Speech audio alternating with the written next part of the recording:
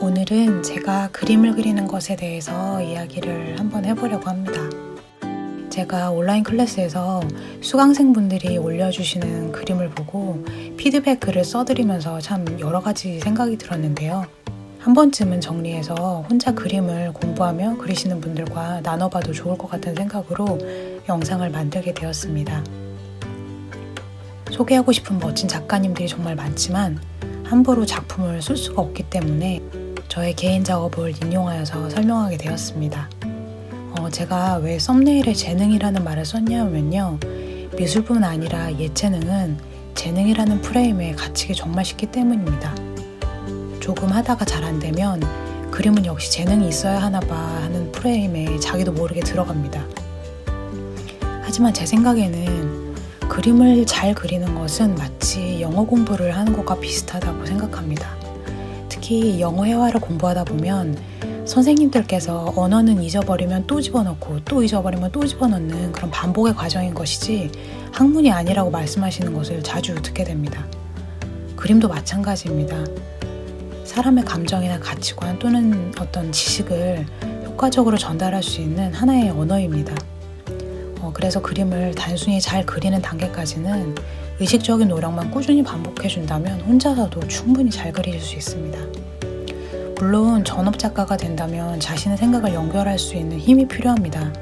단순히 잘 그리는 것뿐 아니라 색감, 구도, 앵글이나 시선, 재료, 또 적용되는 미디어에 대한 고민이 따라오겠죠.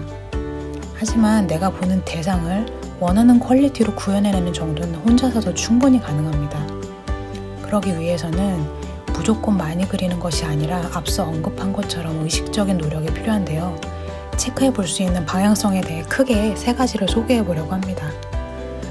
첫 번째는 어느 정도의 그림이 내가 만족하는 그림인가를 정하셔야 합니다. 아이디어나 스토리가 중심인 그림을 그리고 싶으시다면 그림 연습도 물론 중요하지만 책을 많이 읽으시고 글을 쓰면서 나의 생각을 기록하는 습관이 정말 중요합니다. 특히 상황 속의 감정을 그림처럼 묘사하는 소설들이 있는데요. 그런 소설이나 에세이를 읽으면서 내가 느끼는 감정들을 이미지화시키는 연습을 해보시면 정말 좋습니다. 시각적으로 볼거리가 풍성하고 어느 정도 묘사가 들어간 그림을 그리고 싶으시다면 어쩔 수 없이 손이 많이 움직여야 됩니다. 이때는 여러 재료 중에 자신에게 맞는 재료를 하나 정하셔서 익숙해질 때까지 계속 그리시는 것을 추천합니다. 한 가지 재료에 자신감이 생긴다면 건식 재료든 습식 재료든 조금만 연습하면 다 잘 그리게 되어 있습니다. 두 번째로는 낮은 난이도의 그림부터 시작하시고 그에 따른 목표를 세분화하면 좋습니다. 저는 대학교 때부터 수채화를 너무 좋아했습니다. 그래서 혼자 수채화를 연습을 해봤지만 결과가 너무 참담해서 아무에게도 보여주질 않았습니다. 안 그래도 못 그리는데 한 번 더 칠하면 고칠 수 없다는 두려움 때문에 그림 자체를 못 그리겠더라고요. 그래서 조금이나마 고칠 수 있는 아크릴을 조금씩 연습하기 시작했습니다. 맨날 고흐나 모네, 에드워드 호퍼의 화집을 끼고 살았던 것 같아요. 아크릴도 수채화만큼 어려웠지만 그래도 덮으면 덮이는 것이 그때는 참 크나큰 위로가 되었던 것 같아요.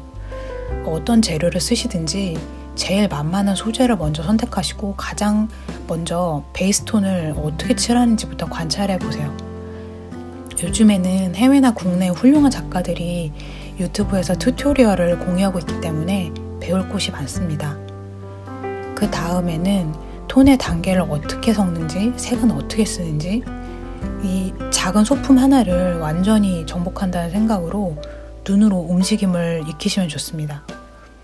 물론 한 작가만 보는 것이 아니라 여러 작가를 동시에 봐야 공통점이 보이고 스타일을 따라할 수 있는 위험을 피할 수가 있습니다. 드로잉의 경우는 아무리 복잡해 보여도 그 개체가 품고 있는 기본 구조가 원기둥인지 원뿔인지 육면체인지 단순화시켜서 보면 형태가 가지고 있는 디테일에 휘둘리지 않을 수 있습니다. 드로잉이나 페인팅이나 디테일 표현에 능숙해지고 왠지 모르게 터치의 당당함이 느껴질 때까지는 시간이 걸립니다. 하지만 톤 단계를 어떻게 안배를 해야 그림이 붕 뜨지 않는지 사물이 가지고 있는 기본 구조는 무엇인지 고민하며 그린다면 그림이 크게 엇나가는 실수는 하지 않을 거예요. 중요한 것은 조금 자신감이 생기셨으면 살짝 어려워 보이는 그림에 계속 도전을 하세요. 수강생분들도 너무 어렵다고 하시면서 어찌어찌 다 그려내십니다. 그리고 나면 이게 뭐라고 어깨가 뻣뻣해지도록 긴장했던 그 시간이 어렵지만 재밌게 느껴집니다. 생각보다 내가 스스로 한계를 만드는 것 때문에 숨겨진 실력을 만나지 못하는 분들이 꽤 많이 있습니다. 마지막으로 세 번째는 제가 영상 제목에 부제로 달았던 질문으로 돌아가고 싶은데요. 왜 프로작가들은 그림을 잘 그릴까요? 스타일의 호불호는 갈릴 수 있겠지만 대부분 객관적으로 잘 그리십니다. 제가 생각하기에 가장 큰 이유는 데드라인이 있기 때문입니다. 모든 직업이 그렇듯이 어떻게든 끝내지 않으면 안 됩니다. 프리랜서의 특성상 일이 있을 때는 확 몰리고 그렇지 않을 때는 꽤 긴 시간 일이 없을 수도 있기 때문에 웬만하면 들어오는 일은 다 받아 놓습니다. 그럴 때는 정말 꿈에서까지 일하다가 일어나는데요. 그런 폭풍이 한 번씩 지나가면 어떻게 하면 적게 그리면서도 효율적으로 완성도 있게 그릴까 고민을 안 할 수가 없습니다. 디지털 작업일 경우 온갖 다축기를 검색하게 되고요. 수작업일 경우에는 조금이라도 덜 칠해도 되는 발색 좋은 물감을 찾게 됩니다. 수많은 클라이언트들과 일하면서 내가 고집하던 부분도 많이 깎이게 되고요. 좀 더 예술성과 대중성의 균형을 잡기도 합니다. 이런 맥락에서 봤을 때 직업이 아닌데도 그림을 잘 그리시는 분들은 보통 자신의 데드라인을 정하고 지키는 분들입니다. 이 그림을 그릴 때 사실 처음부터 뭔가 느낌이 좋지 않았습니다. 망했다는 직감은 보통 틀리지가 않죠.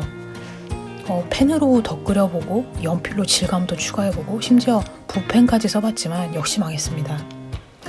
저는 많이 덧칠해서 뭉개진 그림을 올리시는 그런 수강생 분들을 정말 많이 격려해드리는 편입니다. 망치는 것에 개의치 않고 지금 내가 가진 실력 안에서 후회 없이 그려보고 끝을 내는 분들은 그 다음 목표를 세울 수 있기 때문입니다. 그리고 보통 그런 분들은 제가 피드백을 드리지 않아도 그리면서 본인의 문제점을 이미 파악하고 계십니다. 두 번째 언급했었던 목표를 세분화해서 내가 정한 기간 내에 끝내는 것이 얼마나 중요한지 꼭 강조하고 싶었습니다. 꼭 규칙적으로 일주일에 몇 장을 그리겠다 그런 것이 아니라 나의 페이스에 맞게 주도적으로 그리시면 됩니다. 이렇게 체크해 볼 만한 부분을 크게 세 가지만 생각해 봤는데요.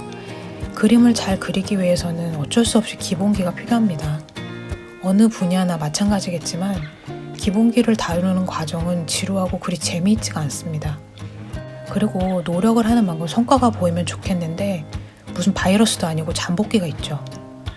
그래서 힐링하려고 그림 시작했는데 킬링 되겠다고 절규를 하시는 분들도 많이 봤습니다. 그럼에도 불구하고 뭔가를 그리고 싶은 분들은 뭔가 조용한 열정을 가지고 계신 분들이라고 생각합니다. 세상에는 재능이 있는 사람들이 분명히 있습니다. 내가 10번 시도해야 겨우 하는 것들을 그들은 2-3번 내에 해내는 것을 보면 참 속이 쓰리기도 했습니다. 하지만 모든 예술은 기본적인 실력이 있으면 그 다음에는 얼마만큼 타인에게 공감하느냐의 문제라고 생각합니다. 별다른 진보 없이 묵묵히 통과했던 그 과정이 나중에는 가장 좋은 재료가 되어 있더라고요. 꼭 포기하지 마시고 그리는 과정이 주는 안정감과 뿌듯함을 꼭 누리셨으면 좋겠습니다. 다음 영상에서 또 봬요.